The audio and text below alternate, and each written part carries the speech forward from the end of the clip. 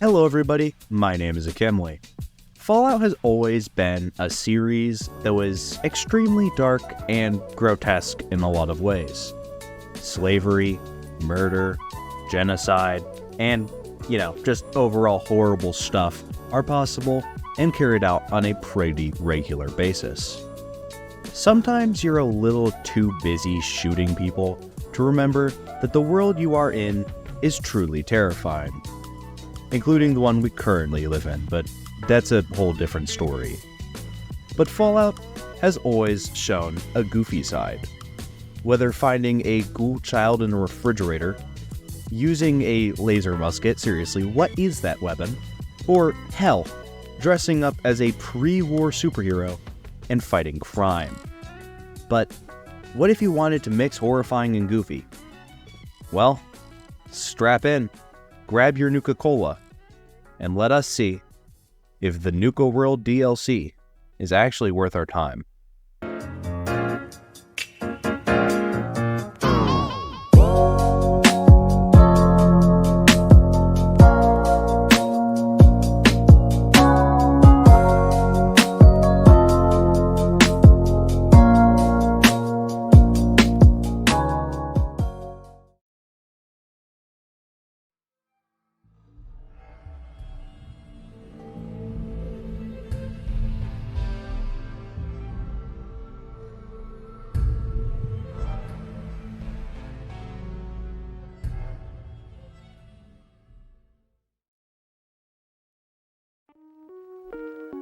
Hey guys, just real quick. I wanted to give context to anybody who doesn't know much about the Fallout 4 DLC Nuka-World. Whether you're a seasoned veteran of Fallout who just kind of wants a recap, a Fallout veteran who just has never gotten Nuka-World, or just someone who knows nothing about Fallout, if you don't really care about little recap, skip to this timestamp. In Fallout 4, while exploring the wastes, you may come across a location known as the Nuka-World Transit Center. Here, you will find mercenaries who are attempting to get into the park, and if they spot you, attempting to murder your face. After taking out the mercs and their Soltron buddy, you can walk into the train station, where you will find a dying, sad man. I need a medic bag! I'm dying! Somebody drop a medic bag! He tells you his story about being a slave who escaped, and his family has been left behind with a bunch of raiders. Of course, he may or may not be lying about some parts, but regardless, the sole survivor enters the train and heads to Nuka-World. Once you enter, the player is thrown into a trap known as the Gauntlet. In the Gauntlet, you have to go through a maze of traps and obstacles before coming face to face with Overboss Coulter. To defeat him, you use a water gun to zap him multiple times before his electric-powered suit fails and lets you kill him. Once you manage to kill Overboss Coulter, the raiders will all pronounce you the new Overboss of Nuka-World, because that's how that works. And right about here is where you are allowed to do whatever you want. You can go to any of the 5 zones that you have to conquer: the Safari Adventure, the Kitty Kingdom, Dry Rock Gulch, Galactic Zone, and lastly, the Nuka-Cola bottling plant. Going through all of these areas means you can rule the entirety of Nuka-World completely and utterly unopposed. Or at least that's what you would think. You see, throughout taking these zones, you've been giving them each to one of the 3 raider factions at Nuka-World: the Disciples, the Operators, and the Pack. However, since there are only 5 zones to give, one of the raider factions will end up with fewer zones than the others. Therefore, this group will become angry and rebel against the sole survivor and the other 2 loyal raider factions. The player will head to the Nuka-World power plant to confront and kill the leader of the faction who rebelled. And you could also do one other option, if you don't want to do the cool raider option, and that's just simply turn this entire thing into a dungeon crawler.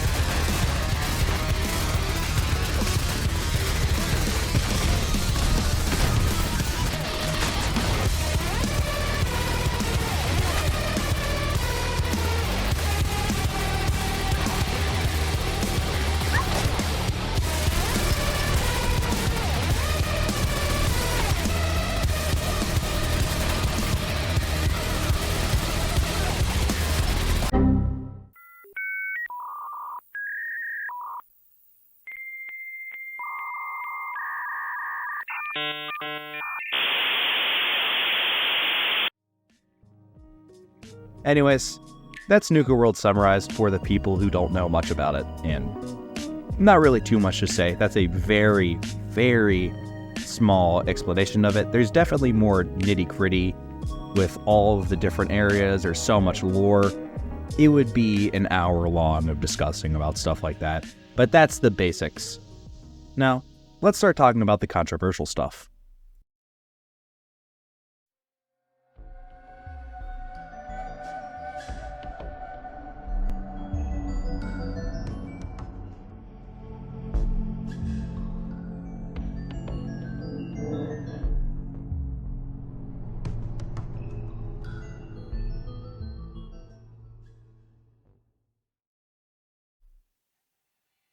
Nuka-World is fairly interesting, but that does not excuse it from a lot of the errors and boringness inside of it. A great example of this is the gauntlet at the beginning.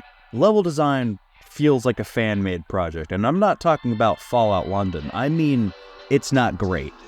It definitely doesn't give the feeling of a level that had an entire studio of people plan and create it for like a month.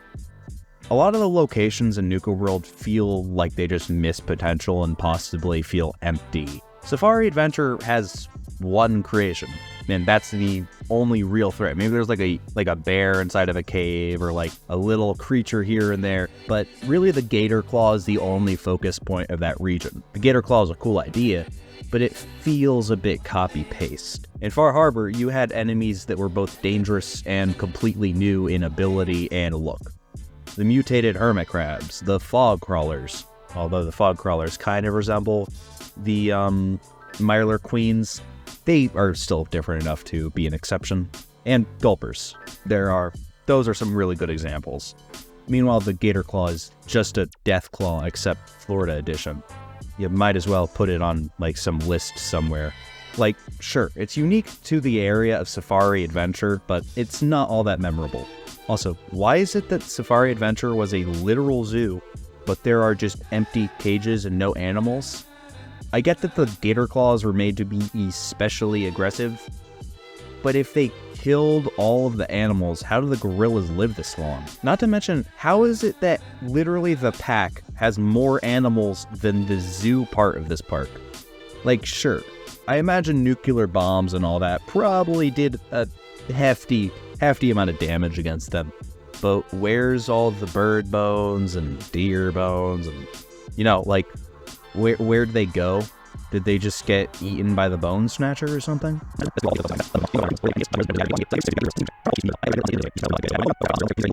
Dry Rock Gulch is mediocre as hell. I get what they were trying to do there, but honestly, it isn't ridiculously entertaining. You just get to dress up like you're in the Wild West and go get this, go get that, and open a mine, and whoa, you're done. Of course, you have to fight a boss monster. Oh no, scary. Which leads to this area being open for raiders to take back. That's it. There's not really too much unique stuff going on. There's barely any unique characters to interact with here. And the animals are new, sure. But their mechanics-wise just feels like reskinned naked mole rats with a slightly higher health bar. It's just, they seem kind of generic and bland. They don't really seem too unique, especially considering this is supposed to be Nuka-World themed. Are the worms supposed to be desert themed for the Dry Rock Gulch? I don't really understand how this has anything to do with where they are. They're just worms. The one thing I will say that I like about Dry Rock Gulch is the guns. That's like one of the few compliments I will give it. The revolver they give you is fun as hell to use, and I can see, I can't really see many flaws with it, if I'm honest. It's a pretty simple revolver, but that just makes it even more satisfying to use. Next, the Kitty Kingdom is better than the other two, but I still have a bit of a gripe with it. It's not necessarily what they do, but what they don't.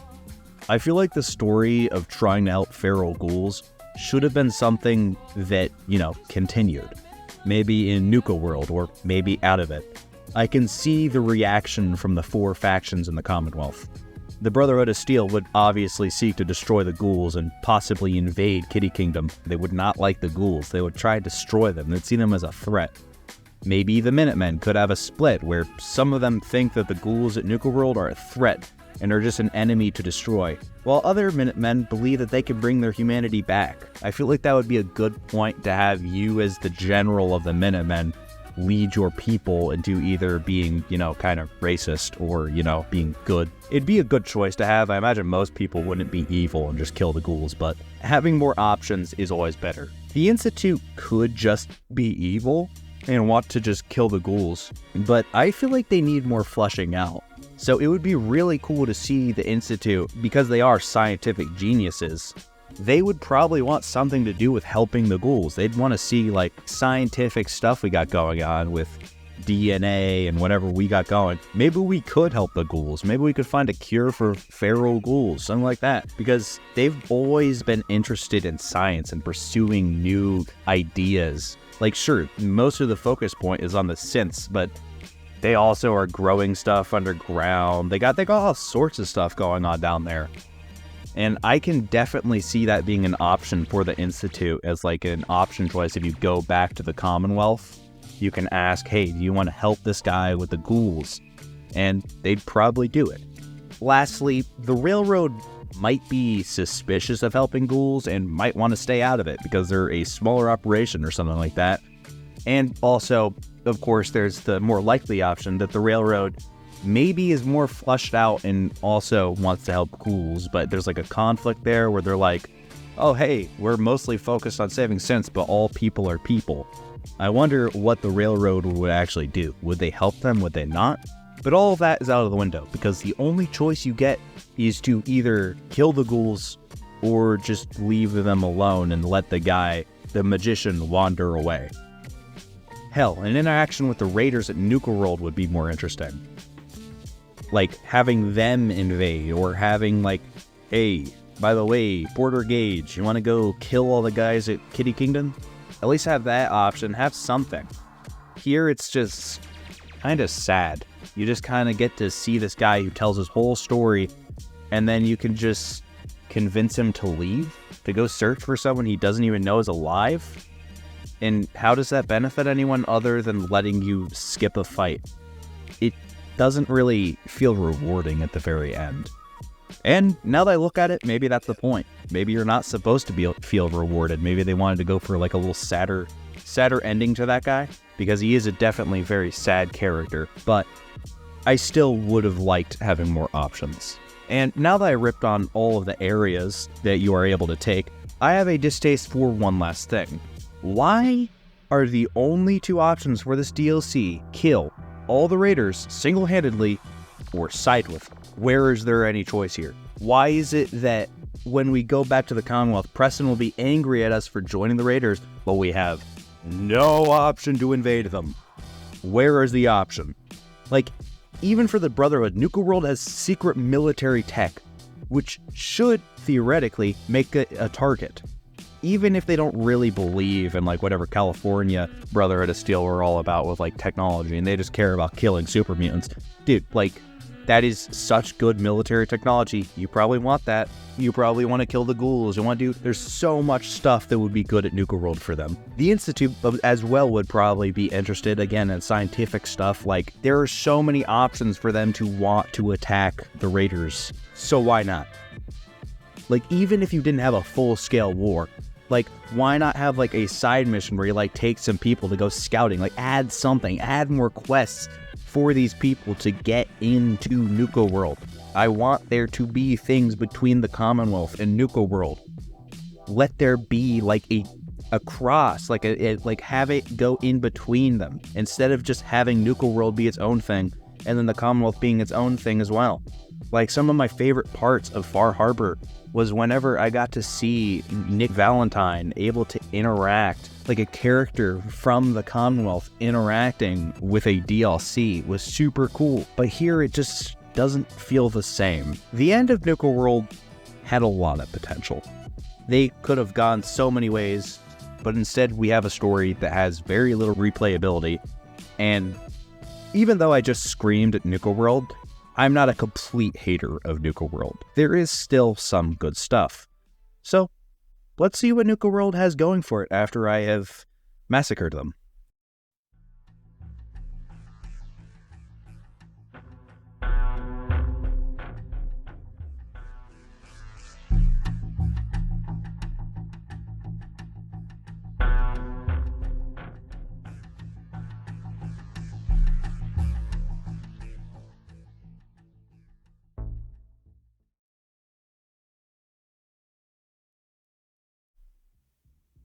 First off, I want to say I enjoy Nuka-World. Is it my favorite DLC? No, not really. But it has some fun in there. First off, the quest where you search around Nuka-World to find the creator of Nuka-Cola, and thus the creator of Nuka-World, is admittedly pretty fun. The puzzle is interesting to find, and when you finish the quest, you are given a pretty harsh choice. Leave a guy suffering and unhappy, but your friend happy while giving you some cool apparel items, or kill that guy who is suffering and get really good weapons, or lie to your friend, get the good item, and then have to kill them if you open the vault. Also, you might notice while I was complaining about the zones, I skipped 2. Because my personal favorite areas of the map are the Galactic Zone and the Nuka-Cola bottling plant, followed in third by Kitty Kingdom, but I already covered them. Galactic Zone doesn't necessarily have something really special about it, but I love the expansion of lore and characters. We get to get a basic idea of space and what it might look like to the children of this world. The robots at Nuka-World are usually very similar to the Commonwealth counterparts, but they also have some very unique attacks and also very unique aesthetics. The idea of collecting star cores around the park gives a pretty good incentive to explore the park as much as possible and find cool stuff here.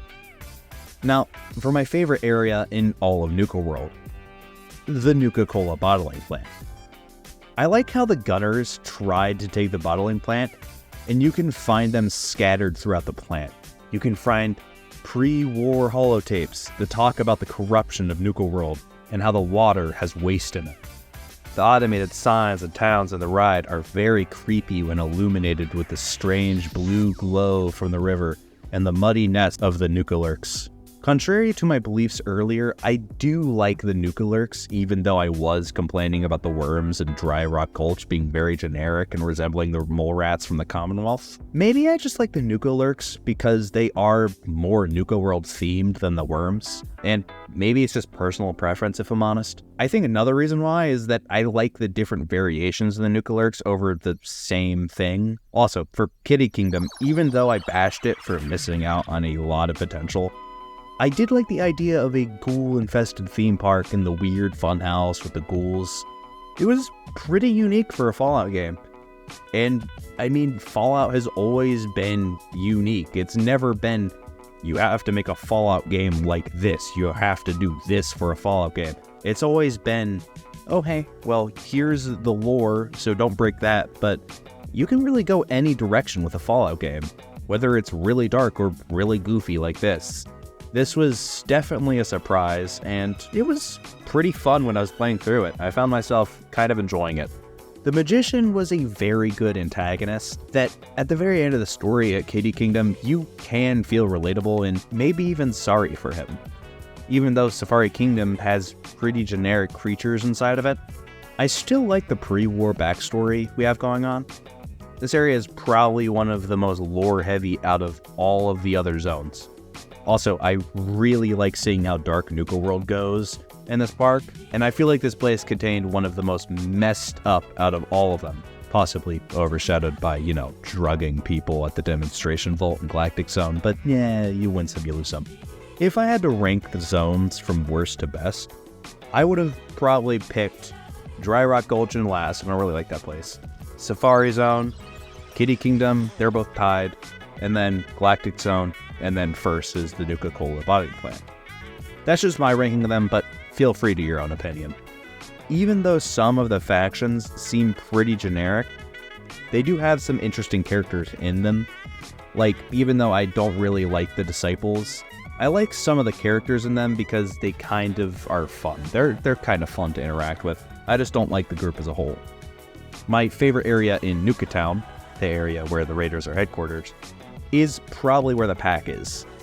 They have animals fighting, they dress in weird, almost tribal clothing, and they act pretty inhuman. They're basically just the colorful Mad Max Raiders, which I love. I guess that about covered what I like and dislike about Nuka-World. So let's move on to my final thoughts.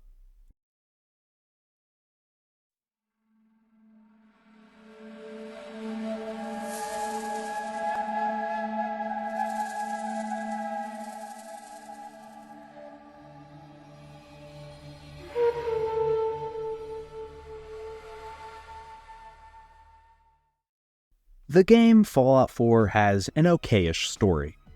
Sure, people have problems with it and some people love it, but honestly, one of the main reasons I always find that people have been fighting about how good Fallout New Vegas is compared to the Bethesda games is because Fallout New Vegas just added a crap ton of choice into it. Think about it for a second.